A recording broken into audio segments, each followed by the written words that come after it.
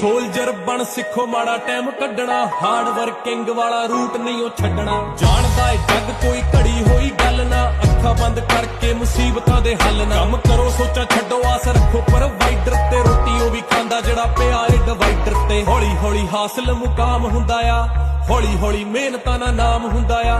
ਪਹਿਲਾਂ ਪਹਿਲਾਂ ਹਰ ਬੰਦਾ ਆਮ ਹੁੰਦਾ ਆ, ਦੁਨੀਆਦਾਰੀ ਚੋਂ ਜੋ ਤਰਾਸ਼ ਬਣਦੇ, ਆਪਣੇ ਤੇ ਰੱਖ ਵਿਸ਼ਵਾਸ ਬਣਦੇ ਹੋਏ। ਆਮ ਜਿਹੇ ਮੁੰਡੇ ਵੀ ਨੇ ਖਾਸ ਬਣਦੇ, ਆਮ ਜਿਹੇ ਮੁੰਡੇ ਵੀ ਨੇ।